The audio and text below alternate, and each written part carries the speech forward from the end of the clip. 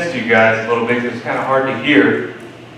But the point of that is that things aren't always what they seem. If you didn't hear the letters, so I'm sitting there writing letters home, and the letters totally didn't match what the action on the stage was. Right? Talked about how the bed was great, nothing to worry about. But no, the beds aren't great. So last week, Tim talked about the invisible war and how we've been in a spiritual war longer than the TARDIS has been around. If you don't know what a TARDIS is, then it's just a really long time. That's right. We're going to travel all over here tonight. But the thing was, with the invisible wars, how do we prepare for that? So on stage here, you guys had the feeling. You had the sounds. You had the senses. I painted the word picture for you and the visual picture of what war is really like. But it's hard to see what a spiritual war really is. Most people don't believe it doesn't exist. But the key is whether you believe it doesn't or it does, you have to be prepared for it. And it's hard to be prepared for something that you can't see. So how do we prepare for it? Well, tonight, we're going to talk about gearing up. And this is something that I take pretty serious. Well, one, it's part of my job. So I do take being prepared for things pretty serious. But there's three pieces that we're going to talk about tonight. Three specific parts of the armor of God.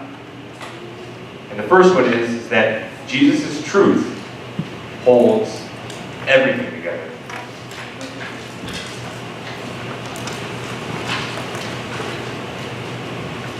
And by doing so, with having everything to hold everything together, is you have to have a belt. I don't know if you guys can see what's on my equipment so far right now. It's a belt. Pastor talked a little bit about it this morning. But this holds everything up. I got a Gerber on this side, got my earplugs, got my knife, and these pieces right here actually hold my weapon on. So it's safe to say that without my belt, I'd pretty much be combat ineffective. And I know some of you are thinking, well, Chandler, I got pant strings, I don't need a belt. Well, God didn't say, hey, stand your ground, put on the belt of truth. Or he did say that, but he didn't say, stand your ground, put on the pant strings of truth. Right? Now, Batman did not have a utility string belt. Batman had a utility belt. Alright? So we've talked about TARDIS, now Batman. Follow me here. Everything is faceted. In Ephesians 4:16-14a, it talks about everything comes together. But that's just part of it. The second part of that is that following Jesus' truth protects our heart. And the body of armor, of God's righteousness. Well, that's basically your breastplate of righteousness. So to protect your heart, that pretty much goes back in the day. No matter what type of soldier you looked at, they always had body armor on, right? Whether you were a soldier from 300, Roman, or a soldier today. But when you look at it, they only had the armor on the front. They didn't really have armor on the back. Because they believed you face your enemy straight on. That's a pretty good philosophy. The enemy should never be to your back. Why? Because you don't retreat, and your buddy should have your back. If I'm facing this way, and my buddy's facing this way, and so on, I have 360 coverage, I don't have to worry about what's in my back. Never retreat. The flag, this one, on this shoulder, I don't know if you guys noticed, does it look backwards? Yeah. Now the reason it's backwards is because your body, think of it as a flagpole. If it's moving backwards this way, that must mean I'm moving forward. That's why the Army puts it on this side. Because we don't retreat. Fun fact for today. So nowadays, with how we dress and everything. I've got total armor body protection. I've got a savvy blade in the front, bulletproof vest. I got one in the back. I got one on the sides. I've got one on my shoulders. I've got one on my neck. I've even got like a micro butt flap in the back that actually protects. And I've got a groin protector. And it goes where it's supposed to go. I'm not going to demonstrate. But the main thing is I'm covered from my throat to my waist. To protect my heart.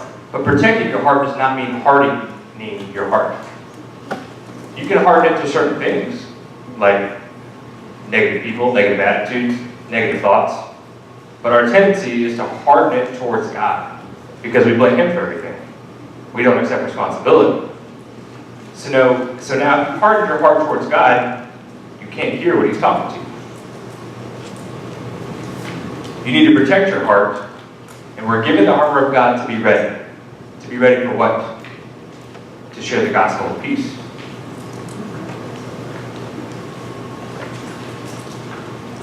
So I've got my belt, I've got my body armor.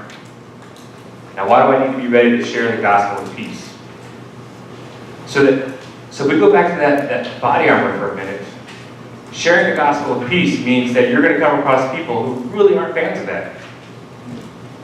And of course, I have a story for you. When you wear the armor on the front, that means you're taking rounds this way. So,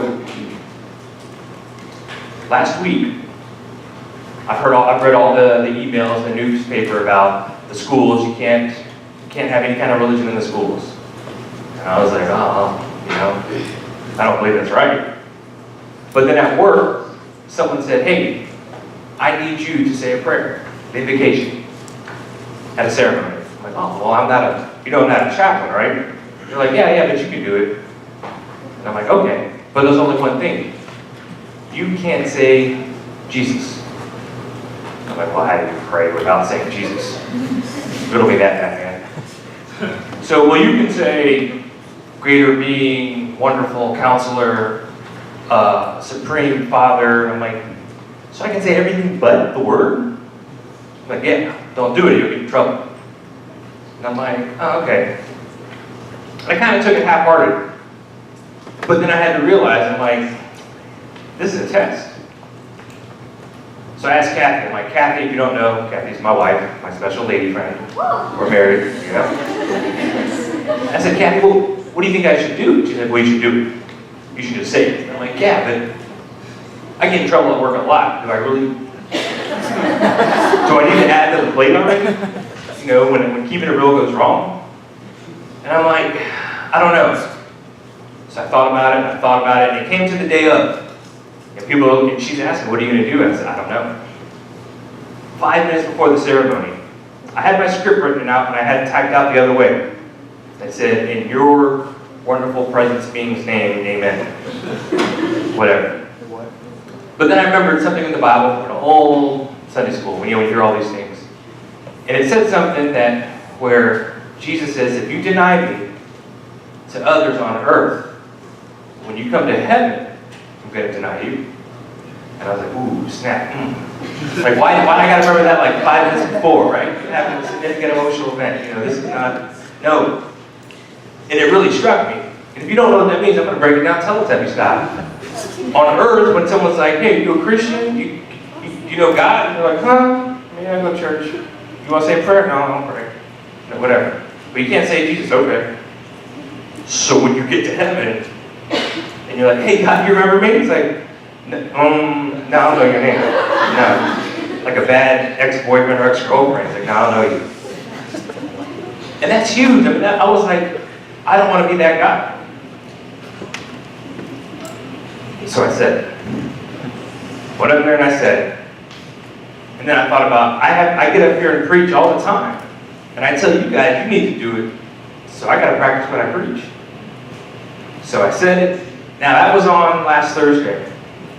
We've been off for Friday, Saturday, Sunday. When I go to work Tuesday, I'll find out what happens. But I realized, is the juice worth the squeeze? If I get docked pay, if I get written up, in a negative way for saying that, I'm okay with that. Because God's going to bless me in other ways.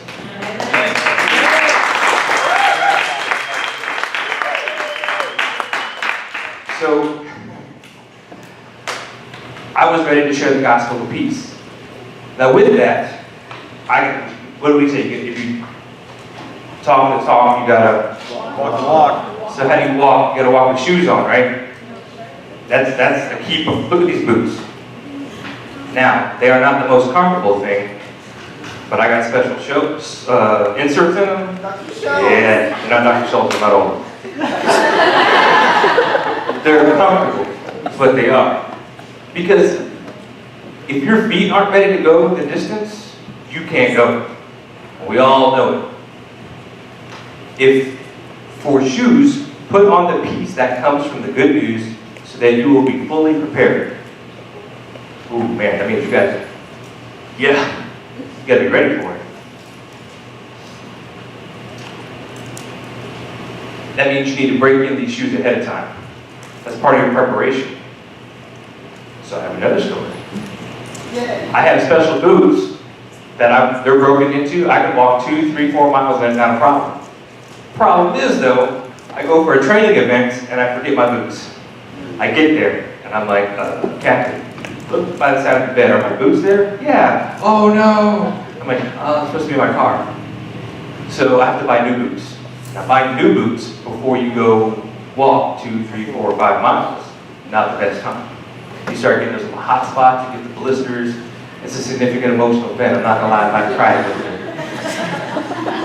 I'm a grown man, but you get a little blister on your foot, that's game over. I need some special powder on it. Now you think back in the day, there was no Uber, there was no taxis, you had to walk the walk. When you went to battle, you walked. And when in the army they say, hey, every so many miles, stop, check your feet, change your socks. If you start sweating, people that got sweaty feet, but that constant irritation on it, once your feet go, that's it. And if your feet go, and your shoes are bad, it affects your back, it affects everything. So there's one thing here.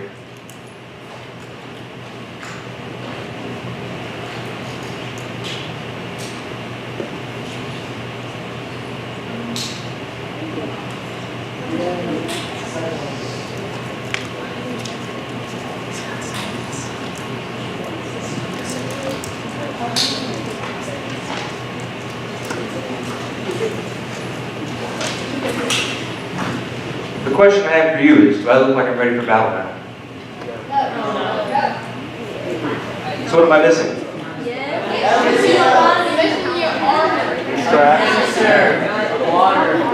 So someone says water, I hear armor.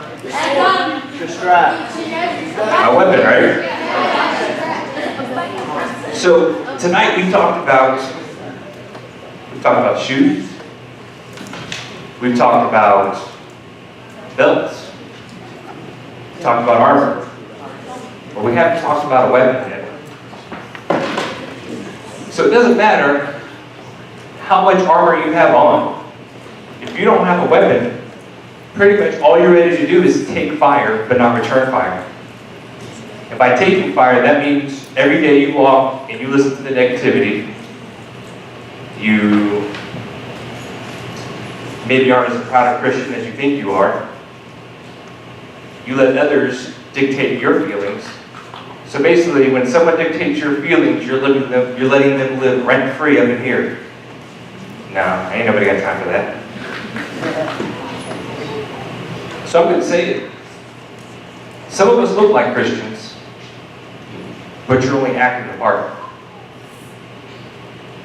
Now, if you feel I'm talking directly to you, I want to apologize if you feel a little salty about it, because I'm not talking directly to you.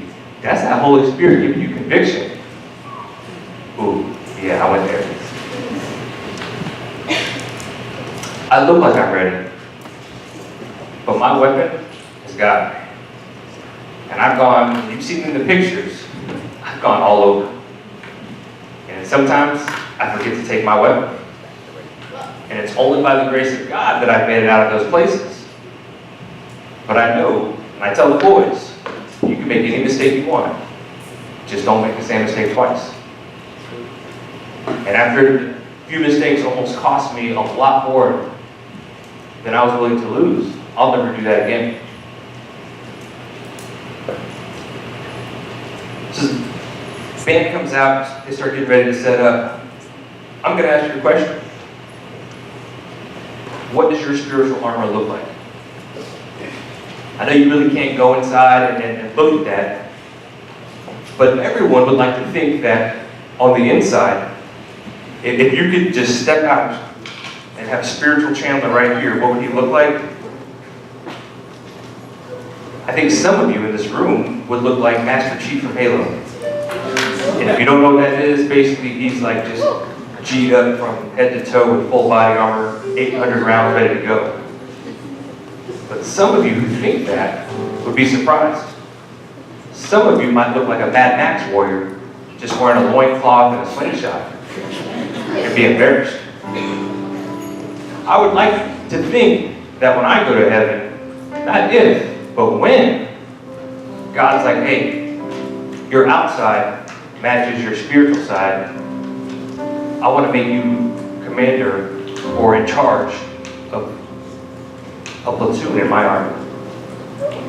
Okay, let's go. Let's do it. Send me right now. Whether you know it or not, you're in a daily spiritual war. If you've been around me long enough, or my small group, or past me more than 5 minutes, you know I don't sugarcoat things. I'm going to keep it real.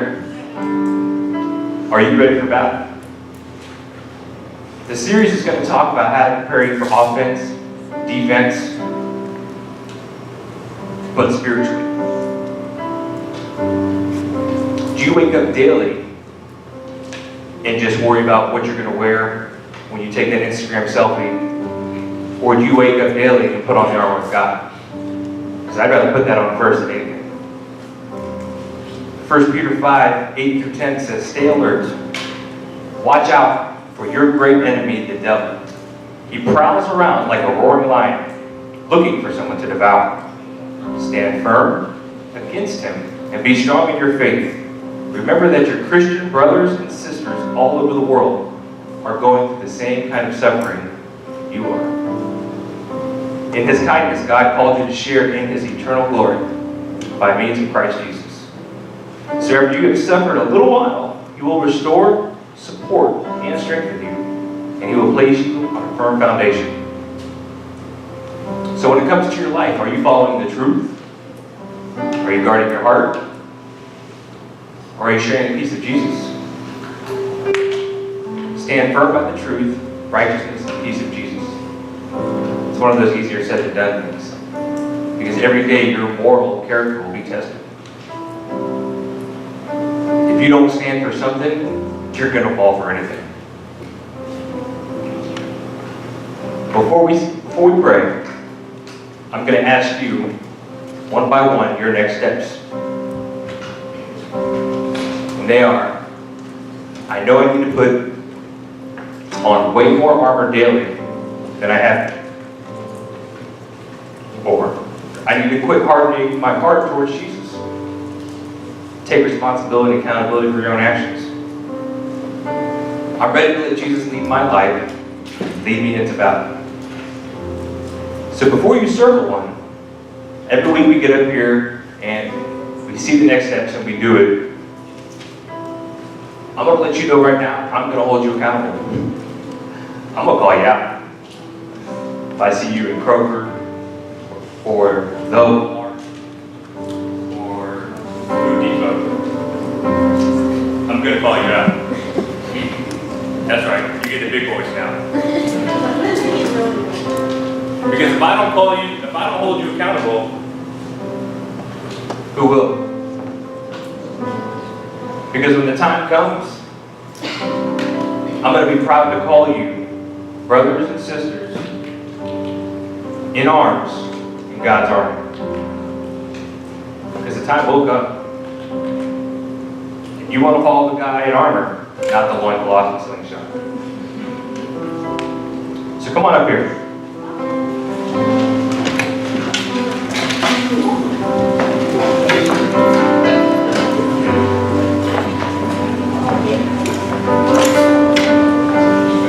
The band gets ready to play. Go ahead and bow your head. Take a knee. Put your hand on a shoulder.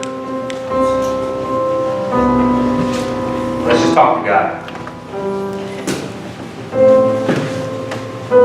Heavenly Father, thank you that we can come here and worship proudly and openly in your name without fear that we're going to die. You sent your Son to die for us so that we can spread the message and lead others to know your love. God, I want you to watch over these new recruits. Some of them have only been in your army a short time. Some have been in a long time. But they're all ready for the challenge. Give them strength, patience, and courage to stand up to anything and anyone that stands against them. Let them know that to their left and to their right, tonight, are their brothers and sisters in arms. In Jesus' name I pray.